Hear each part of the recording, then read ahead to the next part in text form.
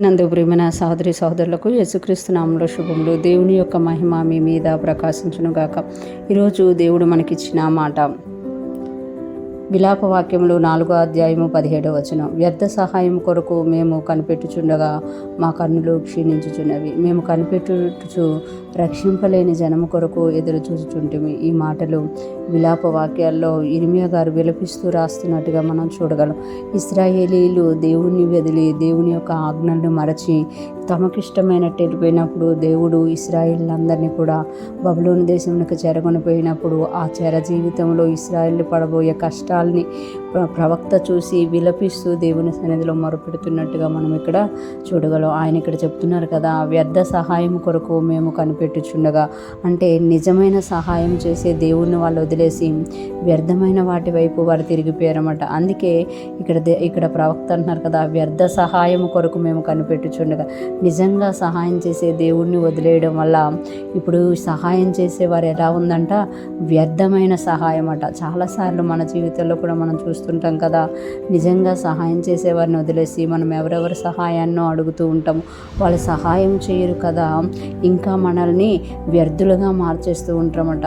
ఇక్కడ అంటున్నారు ప్రవక్త, వ్యర్థ సహాయం కొరకు మేము కనిపెట్టుచుండగా మా కన్నులు క్షీణించుచున్నవి. చాలామంది వ్యర్థ సహాయానికి బెస్ట్ ఎగ్జాంపుల్ ఏంటి అని అంటే, సహాయం చేస్తాము అంటారు, కానీ సహాయం చేయాల్సిన సమయంలో సహాయం చేయరు అనమాట. చాలాసార్లు వాళ్ళు సహాయం చేస్తారేమో అని చూస్తూ వాళ్ళ కన్నులు ఏమైపోతాయంట, క్షీణించిపోతాయంట. ఇశ్రాయేలు పరిస్థితి కూడా అలాగే ఉంది అని ఇక్కడ చెప్తున్నారు అనమాట. రక్షింపలేని జనము కొరకు ఎదురు చూచుచుంటిమి.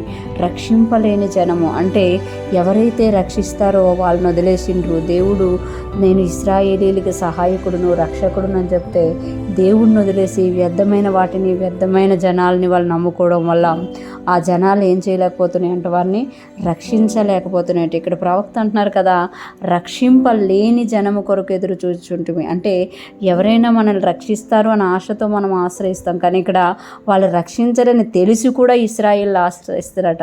అంటే మూర్ఖత్వములో వెళ్ళిపోతున్నారన్నమాట.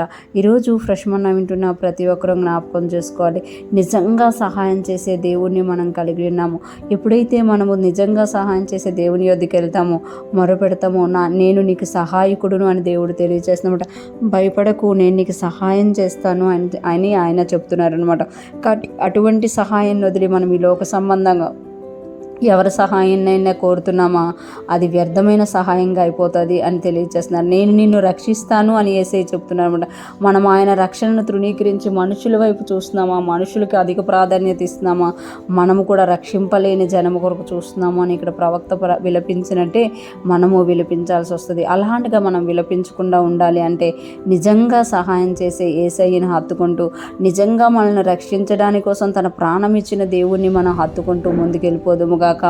ఆయన సహాయాన్ని, ఆయన సహాయాన్ని పొందుకొని ఆయన రక్షణలో ఆనందిస్తూ అనేక మందికి ఆ మార్గాన్ని మనము చూపించుదుము గాక.